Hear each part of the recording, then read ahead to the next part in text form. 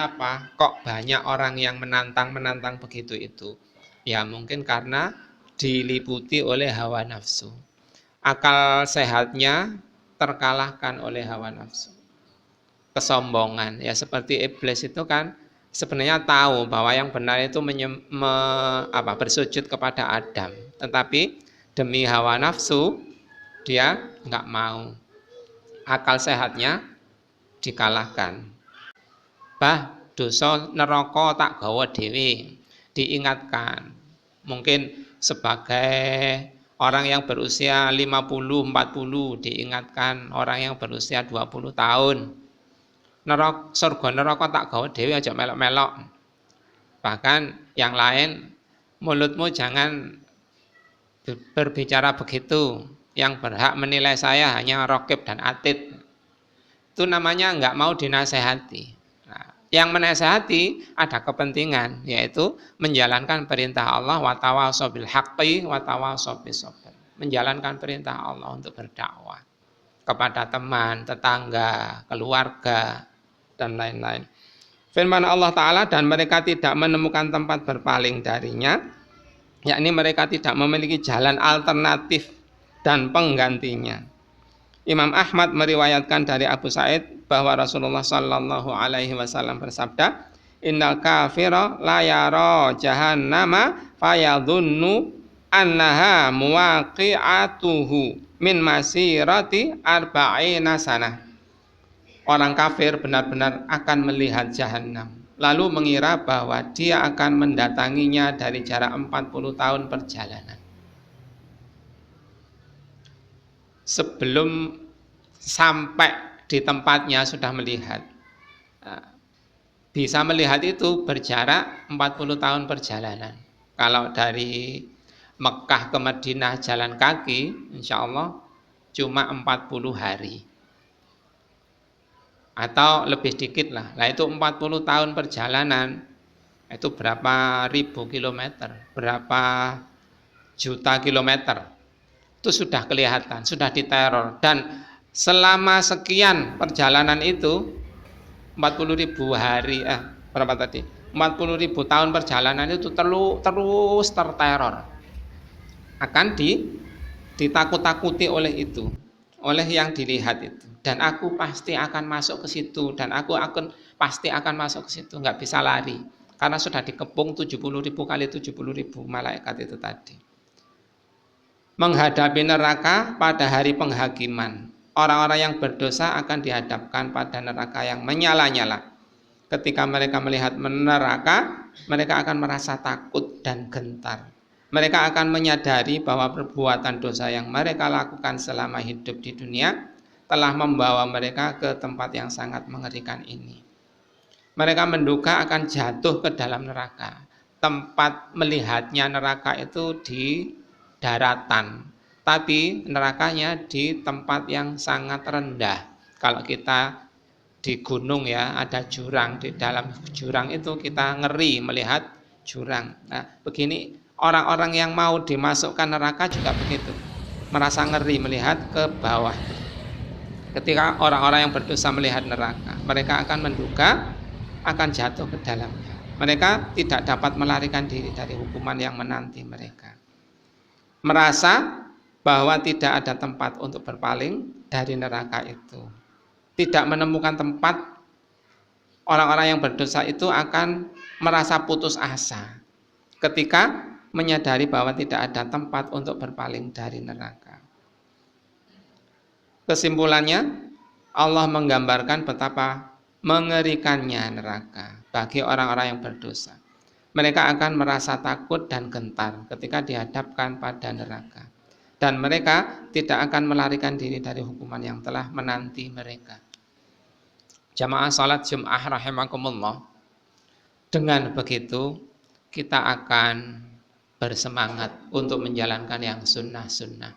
Apa yang sunnah-sunnah itu? Kalau Syekh Abu Bakar Jabir Al-Jazairi mengatakan salat berjamaah bagi laki-laki itu sunnah yang diwajibkan. Nah, yang sunnah-sunnah itu dijalankan.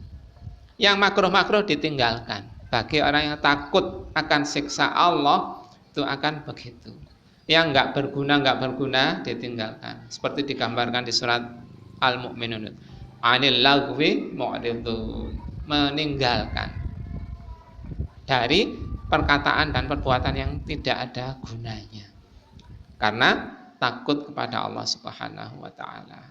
Kalau hadis yang dibacakan tadi, Rasulullah menggambarkan andaikan setetes zakum menetes ke dunia, pastilah akan menghancurkan seluruh kehidupannya, kehidupan dunia. Bagaimana jadinya seseorang itu kalau nggak mempunyai sedikit pun makanan kecuali zakum? Kalau bom atom yang hancur cuma 2 kota, 2 bom atom yang hancur 2 kota, Nagasaki dan Hiroshima.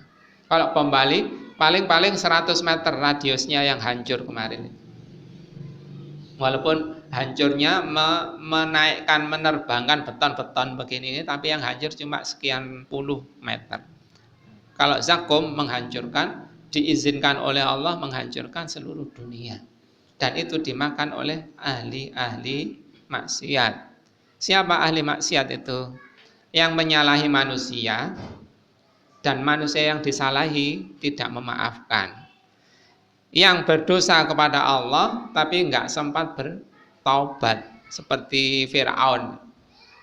Taubatnya pas nyawa berada di kerongkongan, terlambat, enggak diterima oleh Allah taubatnya begitu. Nah, ternyata mungkin banyak orang yang enggak taubat begitu itu karena menantang. Kalau yang digambarkan di surat Al-Anfal itu sampai fa'amtir alaina hijaratan minan nar, min sijil apa minar itu ya. Turunkan hujan kepadaku, kepada kami, berupa batu-batu dari neraka. Di surat Al-Anfal 32-an itu. Nah, begitu itu banyak yang menantang sehingga bisa diduga bahwa mereka enggak akan bertaubat sampai mati. Ya, kemarin banyak artis yang begitu itu menantang begitu itu. Dulu ya juga begitu. Kalau istilah sekarang buzzer itu, buzzer itu banyak yang menantang, enggak mau menjalankan syariat Islam.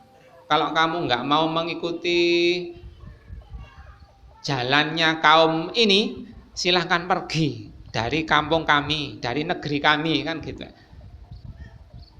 Nek kon gak gelem ngene, mulya nang Arab kono lah, kan gitu. Sering kita jumpai begitu. Itu penantangan. Mudah-mudahan kita dijadikan oleh Allah untuk tidak berani-berani menantang siksanya dari Allah Subhanahu wa taala. Aqulu qauli hadza, astaghfirullah. Salat Jum'ah rahimakumullah. Kenapa kok banyak orang yang menantang begitu itu? Ya mungkin karena diliputi oleh hawa nafsu. Akal sehatnya terkalahkan oleh hawa nafsu. Kesombongan, ya seperti iblis itu kan sebenarnya tahu bahwa yang benar itu bersujud kepada Adam, tetapi demi hawa nafsu dia nggak mau. Akal sehatnya dikalahkan. Di tafsir surat Al-Ankabut ayat 53, Ibnu Katsir menyampaikan Allah memberitahukan kebodohan orang-orang musyrik dalam hal permintaan disegerakan datangnya azab Allah yang akan menimpa mereka. Mereka mengatakan wa yasta'jilunaka bil azab, dan mereka meminta kepadamu supaya segera diturunkan azab. Hal ini, kata Ibnu Katsir, sebagaimana firman Allah, dan ingatlah ketika mereka berkata, ya Allah, jika Al-Quran ini benar dari sisi engkau, maka hujanilah kami dengan batu dari langit, atau datangkanlah kepada kami azab yang pedih. Surat Al-Anfal 32. Kalau memang Al-Quran ini benar, nggak percaya adanya Al-Quran, sehingga menantang itu. Kalau benar-benar Al-Quran ini dari Allah, coba datangkan hujan batu dari langit. Fa'amtir alaina hijaratan minas sama. Mudah-mudahan kita dijadikan oleh Allah untuk tidak sombong, alias selalu rendah hati, menerima semua yang datang dari Rasulullah sebagai kebenaran, membenarkan. Makanya Ibnu Hajar Al-Asqalani mengatakan al-imanu syar'an tasdiqur rasul fi ma ja'a bihi an rabbih. Iman, makna iman secara syar'i adalah membenarkan berita Rasul dari penciptanya. Semua yang diberitakan itu dibenarkan. Jangan dianggap salah, jangan nggak percaya. Andai nggak mampu melaksanakan itu lain hal, lain perkara. Asal semuanya dibenarkan, jangan ditentang. Namanya nggak mampu, mungkin Allah memaafkan. Umpama kita nggak punya dana untuk haji, dimaafkan oleh Allah. Haji itu wajib, tapi bagi yang nggak mampu, dimaafkan. Allah itu maha pemaaf, Allah maha pengampun. Asal jangan keberatan. Makanya di surat An-Nisa 65 itu, orang kalau nggak memegangi 3 predikat ini disebut nggak beriman. Yaitu hatta yuhakimu kafi ma syajara bainahum tsumma la yajidu fi anfusihim harajan mimma qadaita wa yusallimu taslima. Menjadikan Rasul sebagai sumber hukum. Tidak pernah merasa keberatan pun terhadap keputusan Rasul. Dan wa yusallimu taslima, selalu berserah diri dengan sebenar-benarnya. Namanya berserah diri ya manut. Rasul memerintahkan kalau sholat mendekat satro, ya diikuti. Apa beratnya mendekat satro? Itu perintah dari Rasul. Entah wajib, entah sunnah. Kalau perintahnya mendekat satro ya mendekat. Agar tidak mengganggu orang. Umpama seseorang sholat di bawahnya kipas angin situ. Nah orang yang di sini mau lewat itu merasa nggak boleh, harus muter sana, di belakangnya, di timurnya Cagak sana. Nah banyak orang yang terganggu. Kalau mau keluar masjid banyak yang terganggu gara-gara orang sholat di bagian belakang dari masjid. Nah, perintah dari Rasulullah adalah mendekat satro, mendekat tembok, atau kalau nggak ada tembok ya dampar itu didirikan, atau apa yang kalau dulu tombak ditancapkan, dihadapi untuk sholat. Nah, itu salah satu hal yang mungkin dianggap sunnah, tetapi kalau kita utamakan, kita muliakan, itu namanya rendah hati. Nah, orang yang rendah hati itu insya Allah nggak akan berani-berani menantang itu tadi. Kalau ini di surat Al-Ankabut 53 itu disebutkan orang-orang yang menantang. Mudah-mudahan kita dikuatkan oleh Allah untuk bisa rendah hati. Bismillah.